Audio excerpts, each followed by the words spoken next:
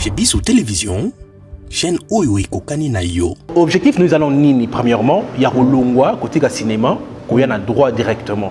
Est-ce que vous avez une idée, si vous avez droit? Est-ce que vous avez une ambition politique?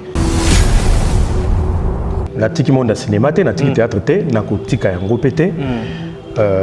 Na yende ko bakisa ba connaissance parce que moni un artiste aza mutu faut ana une large connaissance ya mokili. Na kimi théâtre te moni bon ngaza na principe moko na vie c'est-à-dire dans la vie il faut apprendre. Okay. Hein? Donc celui qui cesse d'apprendre cesse de progresser et tombe dans la routine. Université à Kala, système traditionnel, et ça le système belge, na moulimu ya colonisation. Ok na Belgique, ok na France, ok na États-Unis, na troisième graduat. Graduat c'est quoi? Et ça raté. Ça système où ya colon à tika, pour nyoko la bisoto lemba, tout ça à l'université Milai.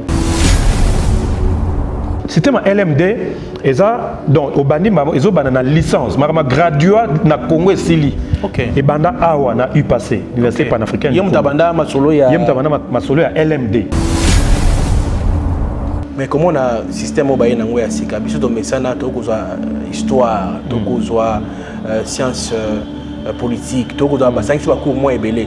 Mais c'est que ba longoli ba cours yo est important te ba tiki moto na domaine na soit ko ça communication, ba ko pesa ka marambo itali communication. Dans le système LMD, la première, il y a certains cours, hein, sciences politiques, philosophie, psychologie, pour nous former tout quoi. C'est-à-dire qu'il faut avoir une base moko universelle. Et surtout, on a eu passé vraiment d'expérience dans l'université,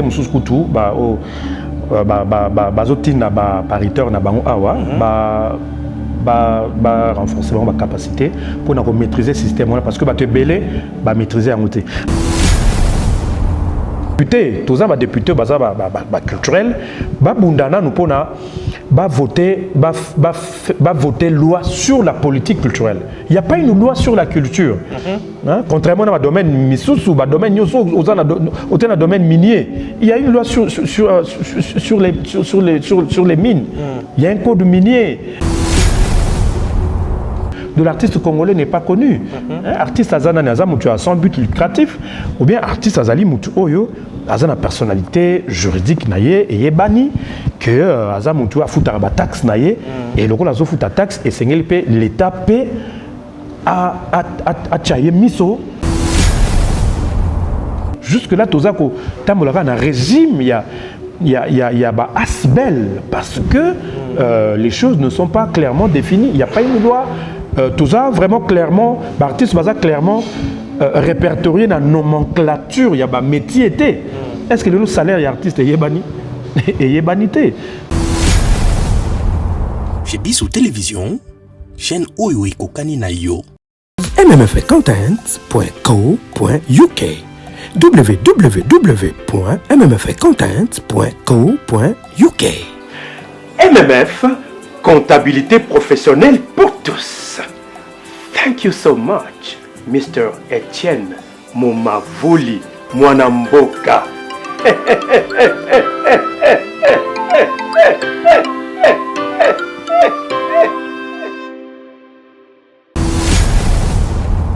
Chez Bissou Télévision, chaîne Oyo et Kokani na yo.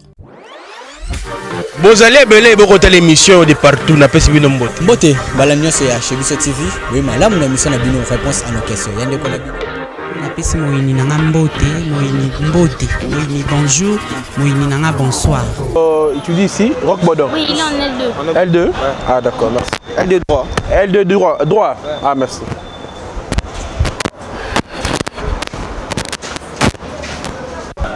Oui. Toc toc. Excusez, bonjour. Je suis venu me renseigner. On m'a dit que le président Rock Bodor, il est étudiant ici. Je prie si vous pouvez prendre place. Ah, merci.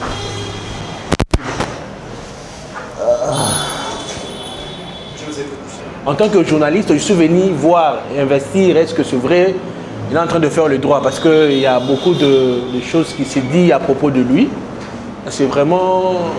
Il est votre étudiant. Justement, il est notre étudiant. Il est réellement inscrit. Oui. Et étudiant ici. Et il suit ses cours. D'ailleurs, à présent, je pense qu'il va être à la bibliothèque. Parce que, avec le système, il faut plus de recherche. Alors Ok. il est à la bibliothèque en train de faire ses recherches. Ok. Est-ce que c'est possible que je puisse aller vers lui? Bon, je vous prierai de vous renseigner au bibliothécaire qui pourra vous orienter Ok. à la bibliothèque. Si ça ne va pas le déranger, je pense que c'est un... En tout cas, merci beaucoup. Je vous en prie. Merci.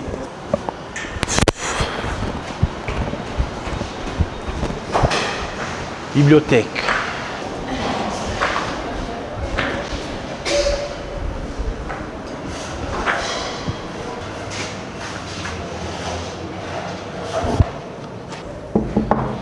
Oh, Président Roch, bonjour. Ah, Moukadi. Ah bon? Toi ici, qu'est-ce que tu fais? Ouais, solo. Je suis venu na monandima, na confirmé, mamnayo qu'est-ce que c'est solo, tu es le kota. Oh, Oyogini. Nayoki, soit disons que au ça la droit. Ah. Et puis voyez c'est qui est dans la bibliothèque. Alors tellement dans les cas, je me suis dit comme na commencé à émission moko surprise. Alors on a ça la surprise na mais quand on y a à l'université, on a tout na suivi effectivement ton yeba effectivement ça le droit. Tout le monde y a ouais tozali bane wala ndi tozali ah on a bibliothèque et l'université effectivement que président Roch Bodo a ça la droit. Est-ce que c'est solo président Roch Bodo na droit? Et donc oui bâti un théâtre il y a qui monde à théâtre bazo mon sous-souté aussi qu'on appelle sous-souté président Roch Bodo kenda wapi parce que ma foi nous sont partout dans le monde bako mituna na bandi tu vois on a vu quelque chose. OK. Malgré que on a ça surprise vraiment on s'attendre na ngoté président Roch Bodo na droit. Comment expliquer changement on a directement au Longwe théâtre classique, théâtre comme ça, le cinéma, où il y a le monde à droit. Au Longwe Tikabiso, dans le monde à théâtre.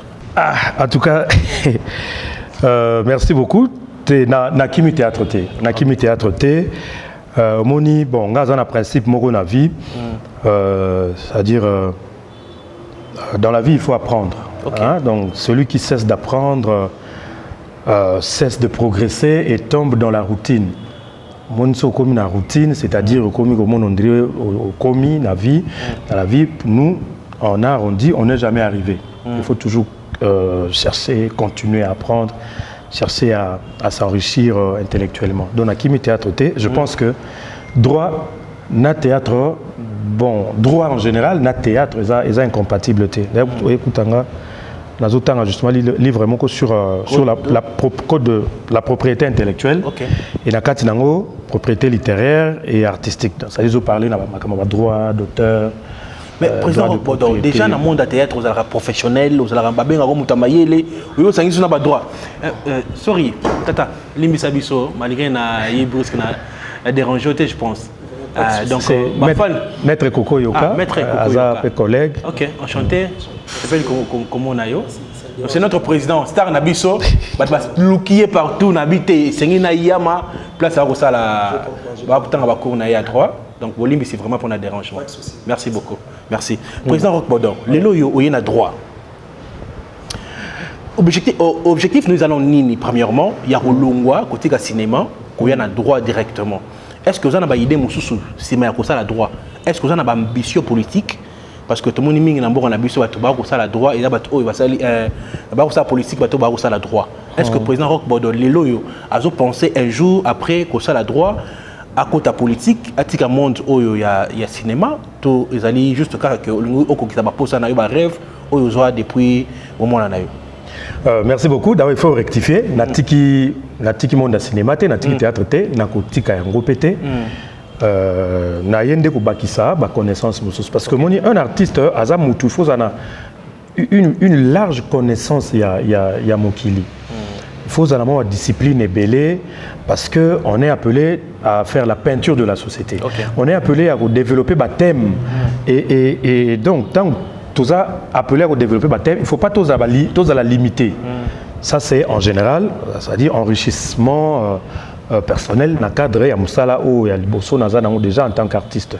Bon, autre orientation, Ce qui n'a ici formation en droit, bon, wana ce qu'on dit, l'avenir appartient à Dieu, mais moi, je ne me vois pas abandonner le théâtre.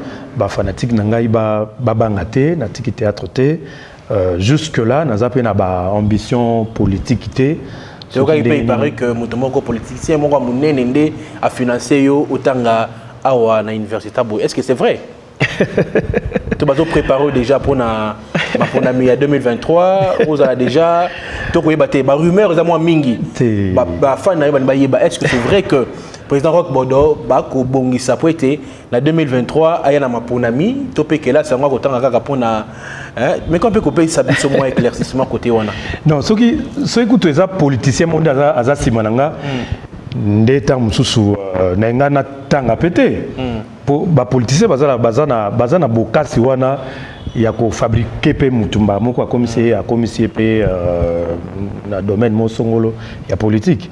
En tout cas politiciens azana simalangate et d'ailleurs ceux qui sont politiciens peut-être alingaki longolanga awa na ke kutanga na Belgique ou bien na Canada ou bien na Poto mais nga eza na moto azana simalangate et ça ba ambition nga moko et d'ailleurs nga na lo bango depuis longtemps que non en dehors il y a discipline artistique en dehors il y a formation artistique. Il fallait nabaki sa discipline scientifique. Bon, déjà parcours nanga boyebi ki na bandaki na bandaka na na ba étude à droit na kataki na yosa la lettres, ça la philosophie na kati avant na ke ndokotanga art dramatique na ina mais le rôle la monique non nzambe azo continuer ko prêter ngai vie et donc il faut profiter na yango et on a toujours envie wana ça discipline mususu na bandi na droit quand soki droit ici soki nzambe a continuer ko pesa ngai souffle de vie na ko ba ça peut discipline mususu mais côté là ata mususu anthropologie aux ata mususu discipline ka nzambe comment on a droit ça là 6 ans les longs à l'université droit 6 ans président Roch Bodo est-ce que vous en attend ya kotanga pendant 6 ans pendant 7 ans, on m'a licencié. L'université, elle est comme Tamoulaï pour aussi ça qu'elle a. Maintenant, tant qu'il y a une université, université, ni depuis, on a comme des mboulas pour être aussi ça qu'elle a pour continuer Moussala ou ça liboso. Bon, à Touzana, Université panafricaine du Congo, il passait en sigle, je crois, bon, retrouver facilement. On a habité ce retrouver ceux qui vont sali donc en face à 4e rue Cité Vertawa. Na quartier Bengango. Il est partout à l'université. Voilà. Donc au Moni Kotanga Kala, université à Kala, et ça le roi à l'éloté. Université à Kala, système traditionnel, et ça le roi système belge batikaka na mulimo ya colonisation. Ça dit bazaki na besoin ya konyonga batu, ba décourager batu ba kene musika na université té. Ya moni même ata ba université mususu ya Kala, batika na esprit wana ya konyonga bana, donc ça dit kotanga batika na esprit ya bana keno kotanga na université, ça pena le rôle la corvée. Or lelo en tout cas, Nazako remercier initiateur il y a université Oyo. Il y a un système à LMD. Oui, comme il passe ici, le ministre moi a décision égalité. Ah ça c'est une décision déjà, ça dit LMD système LMD et comme généralisé dans l'université il y a oui.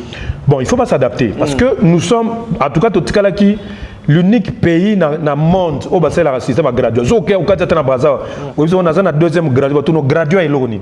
Ok, na Belgique, ok, na France, ok, na États-Unis, on a un troisième gradué. Gradué c'est quoi? Et ça l'a raté. Ça système où il y a colon à tika, pour nyoko la bisoto lemba, tout ça à l'université Moulaï, donc na classe Moulaïté. Alors, système LMD, et ça donc au bani ils ont banana licence, ma gradué na Congo et Sili. Ok. Et banda awa na eu passé, université panafricaine. Il y a LMD, système LMD, donc licence, master et puis doctorat. Donc licence, contrairement à un système, il y a colonisation, il y a 5 ans. Mais dans le système LMD, licence, il y a 3 ans. Et puis dans 3 ans, on a la licence. Tant aussi sa licence, on a en mesure de travailler. Aussi licence, un licencié dans l'économie, dans le système LMD, un licencié dans le droit, dans le système LMD, ils sont en mesure de travailler déjà. C'est-à-dire, dans LMD, ils ont formé moi déjà dans Moussala. Ils ont dans le système Akala, moi, j'ai gradué dans le domaine Morosongolo, mais ils sont en alphabet. Parce que gobe on a théorie au banio comme mutu neta on bani na première licence na deuxième licence aussi c'est classe on a comme mutu au travailler mais lelo eza sous bongoté gouvernement na biso à comprendre yango non il faut to comme kotanga neti bana nyonso ya monde parce que le système où moi na tangi LMD na Congo, so ok na Brazzaville c'est le même système, ok na France, ok na Belgique, ok na Canada, ok na États-Unis c'est le même système. Yango moni na tango kala ba diplôme na biso zaki so oza licencié awa, ok kuna donc ba mona non il faut ko basé belé soit au bande de l'université ou bien ba luka ba homologué ou bien au moins so ba tracasserie l'équipe, on a un licencié en droit à Keina à Kebeta Kayou, ou bien que ça va formation mike parce que système universitaire oyo système d'enseignement batikela ki biso na ba colon et puis na bato ba bandaki o ba héritaki yango donc et permetaki batuté ba progresser donc yango na bon ba konzi baza na droite ya koboya parce que omoni ministre wa pesaka agrément na université sota kuna sewana atika bankoma moko na livre d'or c'est-à-dire pour na etanga yaki amoni bato amoni lango na libanda souvent on a libando mon ango eloko moko ya muke mais so koti na kati awa on a que no eza eloko mo munene de par qualité à enseignant au baza awa et puis ba conditions d'études on ba université mususu eza basa on a mulima onyoko la bana on a université belge atika pour na 300 personnes mais bon autant à 1800 personnes donc prof azana na temps pour expliquer donc prof azana na temps pour expliquer le prof ou bien assistant oya abani aussi lecture ya ouvrage ça lecture à dicter. Allez, on se voit demain pour bêter ma boko, bra, pour bokendako. Mais awa, comme on est les loboye, cours 4 mois avant, parce que étudiant moussous ba quitté, bakendaki tribunal, parce que dans le système LMD, donc chaque année besoin un stage. Donc tant bandi première licence, tant bandi première licence na yo, il faut ça la stage. Okay. L'année passée, la première, tout ça, stage dans le tribunal de la paix, il y a Lemba. La deuxième, tout ça, la stage. La troisième, tout ça, la stage. La première, stage, il y a découverte, il y a entreprise. Soit on a droit, ou bien on a économie, ou bien on a architecture, ou bien on a sciences à santé, ou bien on a filière Moussoussou. C'est-à-dire, première année, stage, pour la découverte, il y a milieu, il y a travail. Il y a droit, tout ça, qui est dans tribunal de paix à Lemba. Et puis, il y a maman juge présidente. Maman Gisèle, ça dit qu'il faut découvrir juridiction. La deuxième, il y a découverte, il y a métier. Il y a soit na barreau, ou bien na cabinet avocat, ou bien na parquet, total salaire magistrat, ou bien il y a juge na tribunal, il y a métier, soit il y a juge, ou bien il y a magistrat, il y a parquet, ou bien métier moussou. Donc, il y a un bateau, ça LMD vraiment très appliqué, et puis apte. Il y a un des logos qui n'ont pas parce qu'un université, tant aussi, il faut apte à travailler, lieu au changer métier, parce que. aux compétitifs ténacité. Mais comment on a système mobile dans le Sika, biso to mesana to kozwa histoire, to kozwa science politique, to kozwa ba science ba cours moins belé. Mais c'est que ba longoli ba cours yo est important te ba tiki moto na domaine na histoire ko sa communication, ba ko pesa ka marambo itali communication. Topé et kozalaka ndenge ezalaka quels sont des avantages na matali LND et tout kobakisa oyo bayina na université oyo. Oui, en tout cas, le système LMD est bénéfique makasi. Et surtout neti on a eu passé vraiment d'expérience nango. Bon, ba université mususu kutu ba zotina ba pariteur na bango awa ba renforcement ba capacité pour na maîtriser le système parce que ba te belé ba maîtriser en outil. Alors dans le système LMD, la première, il y a certains cours, cours Moussoussou, il y a connaissance générale. Neti na première, tous na cours, cours musu neti ba comptabilité, ba cours neti net ba cours musu pe biso moko wa na université ba kotsa kiango, notamment patrimoine culturel panafricaine, ba cours neti Ecopole. Qui na première, notion il y a informatique, sciences politiques, philosophie, psychologie, pour nous former tout quoi. Ça dit faut avoir une base moko universelle, scientifique. À l'état où tout côté ce qu'on a deuxième, ou en tout cas ceux qui au lingo au na droit, former un cours oyo sur aussi ici. Soit avocat, soit juge, soit avocat ou bien magistrat. Parce que le juge, c'est un magistrat. Magistrat de siège, non magistrat de parquet. Il y a une différence entre les deux.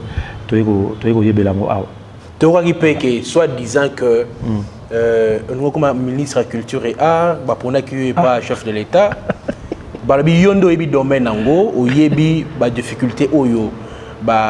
Artistes mais c'est artistes musiciens et tout ils sont mieux placés il y a kuza ebonga wana mama oyo tozana ye toyebite mais ako sape musa na ye malamu mais toyoki que yo na mikoleko ya ye poste wana esengeli yozo yango. Est-ce que c'est vrai bala nyo sa chebi sur télévision ba yeba vérité sur ce point là?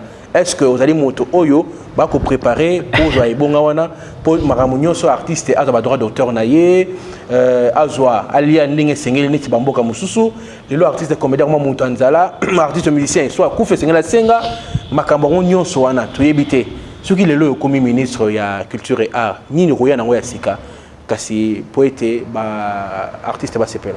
Bon en tout cas bon na rectifier na nunga ndenge lobby chef de l'état bazo préparer na comme ministre en tout cas na yebsa ko jana début toyoka kaka ils ont ba toyoka mais yango to bito ya pas na yo na lobby te ya solo toyoki ba ko loba yango to tuna est-ce que c'est vrai tenga na yoki ngote ils bongoté parce que préparer un ministre parce que mandat à chef de l'État ils ont 5 ans ils aussi là premier mandat ils aussi là dans 2 ans et puis ceux qui ont la réélu parce qu'ils ont droit à 2 mandats selon la constitution d'Abisso voilà ce que préparer Ghana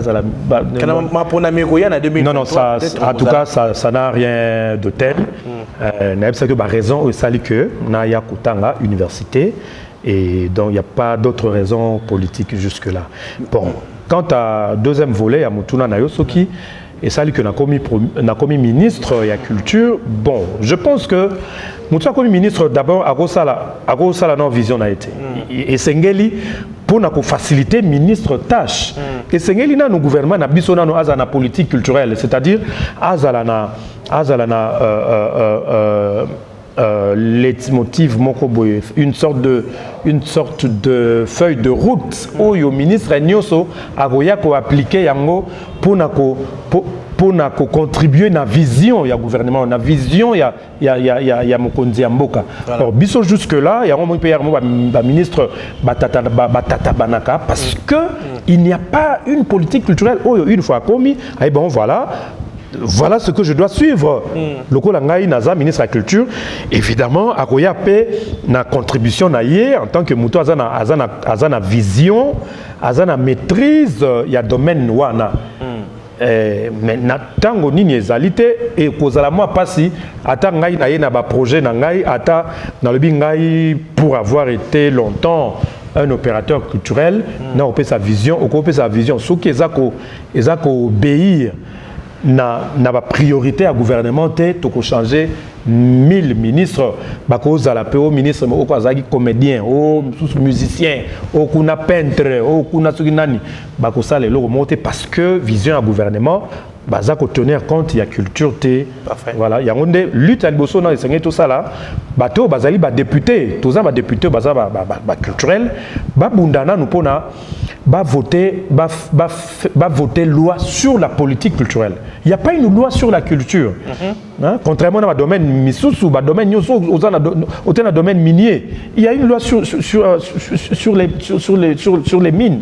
Il y a un code minier sur le sport, il y a une loi sur le sport. Il y a une loi sur la communication, sur la presse. Mais dans la culture, il y a pas de loi. Donc c'est pourquoi il faut que banana wana et par rapport à wana ba ko définir statut artiste ndengolobi artiste akoma beaucoup plus mutamatolo mutalolombo parce que le statut de l'artiste congolais n'est pas connu.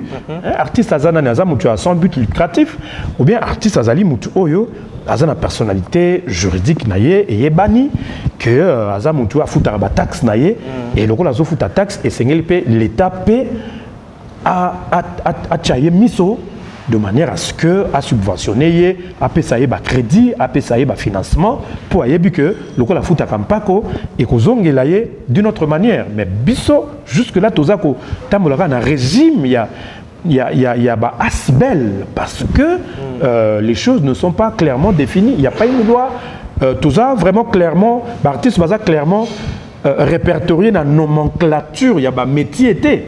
Est-ce que le salaire y artiste est yebani et yebanité. Bon, peut-être tout ça, moi, expérience dans ma kambango, on est un peu plus professionnel que les autres. Ngai na ebi caché na ngai et na za mesure à faire valoir yango. Mais tant yo pesi caché na yo, mona ba na biso ba bimi le loyo et logo esika yo pesi ta mususu 1000 francs. Moi na wana akoya azame prêt à sala na ofele parce que pour na ezaka pour ka le kana télévision. Ndé loko na il faut que l'on a mito ya bateau. Art, culture, et ça loisir, et ça mon salaire, le quoi, misala nyoso. Alors, makamwa nyoso, yo koza ministre, ola ki sabatu que, ola ki sabartiste que, ezabo ngo, mais n'attend au gouvernement à définir en clairement à travers une loi définissant une politique culturelle d'une si grande nation, le rôle à Congo, eh bien, on va continuer à patauger et voilà. Voilà, président Roch Bodo. Batbako senga style de jeu nayo style à film nayo savoir faire nayo na ba film ou comment on a terrain les lieux comme plus les réseaux sociaux YouTube vraiment consommer YouTube que ba TV na biso normal et pour que ba CD les cas ni président Roch Bodo parce que ba fan on batini ngana ya kolukayo et on met na salle surprise yo ya koyati na université voilà bango ne batini ngai mais non président Roch Bodo bani ba yeba rendez-vous ou comment ça rendez-vous nini basé la yo wapi pour la production à film à qualité responsable ou yo pesa bango ba comment on dit sous-souté ba ça lo lingeni. Merci beaucoup Ndeko Mike en tout cas bon merci de la surprise à Salangai bien que c'est pas interdit hein, et c'est pas permis na éviter que pour accéder à ndengeni parce que normalement la bibliothèque ou tout corps étranger pour côté alors c'est vrai parce que comme on dit en autre temps autre mœurs bon il y a un temps où tout ça nous consommer sur la télévision après tout le monde la télévision tout continuer la télévision mais dimension ba DVD côté ba cassette VHS après tout comme une DVD à travers la structure locale Kilimanjaro Super Kilima Africa Création PEY alors ce que tout comme réseaux sociaux en tout cas na yoki ba plainte ya bato ebele je pense que na ndimi exigence na bango donc kalaté en tout cas kalaté local la petit à petit toujours maîtriser toujours tard ba droit na biso ba droit d'auteur parce que toko appliquer en de manière à ce que tant toujours proposer ba blog na YouTube tant bango bazo sepela biso ba artiste pe to sepela.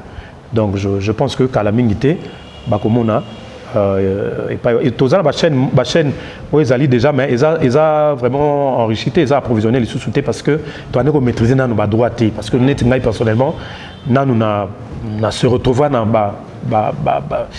Bambon et YouTube.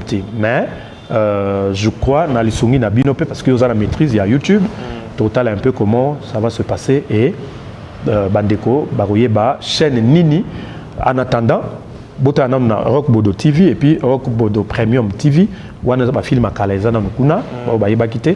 Mais Kalaté, toujours font la chaîne Moko, dans les Sungi, il y a dans les Sungi, je crois que tout cela qui a une fois.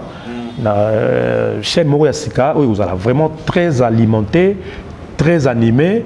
na ba rubrique qui mususu na ba actualité na biso nyoso bozwa yango et puis voilà à part wana à part YouTube bobanda kolanda biso pe je crois bazolanda déjà il y a une nouvelle chaîne et fongami na Canal Plus Maboke Télévision bozo mon appel entre temps ba chaîne ORK la pe bato baza na makoki ya kotala biso na ba internet te ba continuer kolanda biso na Digital Congo et pas tout le garage chaque mercredi à 20h40 samedi à 8h et puis voilà Libaya Télévision pe ezali wana mais en tout cas mbela na bino bo beleli et belé pour na réseaux sociaux YouTube talate en tout cas na ko satisfaire président on inspiré nga pe fana zongi la classe est-ce qu'il y a une option de communication pour vous à la peau ne otangi bo inspiré nga makasi vraiment félicitations comment on accueille on est juste aux la page. Est-ce que l'option monsieur les gens à l'université on comment peut na oui baptiser passé université panafricaine du Congo. Ils ont un niveau il y a oui ba filière eza ebelé tous appel na domaine na bino communication ezali. OK. Communication côté kotika année oyo. Au moins malamu ya LMD eza que au moins net yo oza déjà une expérience. Et pour vous appeler na ba cours mususu pe ba ko exempter on a yango. Okay. Parce que ça peut la possibilité au ça la paix sous licence professionnelle. Ah bon? La licence professionnelle bon on a des détails na responsable awa ça dit au moins net na mikili ya poto ikoza mutu moko boye asala ebelé na domaine na ye asa une expérience ebelé na domaine na ye alors au ko banda classe teta mususu bandi première ti ni net bana nyoso. Okay. Tu vois yo oza responsable la chaîne à télévision au fungoli la rabat ba chaîne ozana batuno za ko encadrer au format bango tu vois tu as juste besoin il y a papier moko académique pour na couronner ba effort ozana et puis ozana besoin oza ba cours pour comme riche sur le plan scientifique par rapport na domaine na yo donc ils allaient awa communication et l'université a zappé la chaîne à la télévision. C'est pour dire que contrairement à l'université, nous avons la faculté à communication. Mais moi, à banda première, à celle-ci, il y a ma présenter un journal, il y a un studio, il y a télévision, à la raté. Mais awa université, à la chaîne à télévision et peut-être vous temps il y a revisité plateau T. Ils ont un deuxième site, ils ont la 12e rue, la Cité Verte. Donc, l'université a la télévision pour nous permettre aux étudiants de stage pratique professionnelle. Voilà, nous avons terminé. Vous êtes bienvenue, Sogoye. En tout cas, nakoya. Pour nous moni biloko yo na mona on esika makote ba université belé, ils a tout té. Et comme nos réseaux sociaux, gotan mais oyo pe quelque part et ko sunga biso pour ozo matière vraiment ndenge zaki na kala tango kala.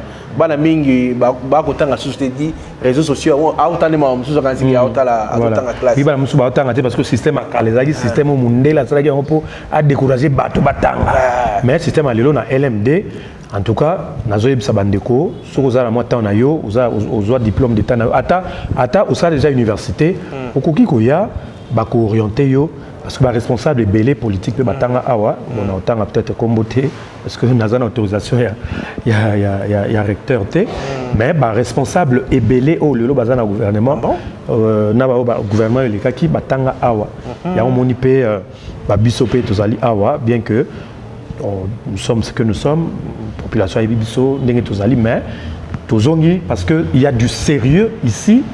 Ça dit prof au moins prof non le prof a 4 cours avant non bande comme sur bakendaki stage il faut baser parce que matière aux cours il y a droit pénal spécial avec le prof Yungu que je salue taram toi ça ce cours à Zalaki président il y a tribunal à qui tribunal de grande instance il y a Gombe. C'est-à-dire qu'il y a une expérience. Donc, c'est beaucoup plus échange par rapport à une expérience. Donc, il y a une université, ils ont vraiment une université au ban, il faut battre parce qu'ils ont préparé un balamour dans le salle. Sur celle-ci, ils ont une expérience au chômé dans Nzelate, au chômé dans la cité. En tout cas, félicitations. Bandeko Balandi, Bamoni Bongo, président Roch Bodo, Sengakiye, tout ça les surprises dans l'université. On est en pleine étude, dans la bibliothèque à Otanga. Donc, vous avez été un mingité. En tout cas, merci beaucoup. Nandenge au accordaki biso quelques minutes. Na bandi président Rock Bodo to comme na souka émission. Et la surprise na biso o to yaki pa na yo biso to keit. En tout cas ba to ba rolanda yo o lebi na bango nini. En tout cas va retenir que natiki théâtre té na koti kapé théâtre té parce que nazo sala droit bon peut-être ceux qui est sali que na commis avocat bon peut-être cause à moi incompatibilité mais na koti kapé théâtre té parce que théâtre na sala ngo na midele belé naza acteur naza directeur artistique nazali metteur en scène donc na continuer toujours ko servir bino na ndenge elongo bani au contraire na susu ko bakisa mayele pour enrichir les susu musala o na mesana ko sepel sabino pour kaka ko tombola culture na biso parce que un artiste il doit avoir une connaissance la plus large possible pour prétendre couper sabino pe matière éducation na batoli. Voilà. Merci beaucoup président. Madame Balandi, ngai na ko continuer to ke na bino to gitara neto yakiti neto yaki na biso neto zongela. mmfcontent.co.uk www.mmfcontent.co.uk MMF, comptabilité professionnelle pour tous. Thank you so much, Mr. Etienne Momavuli Mwanamboka.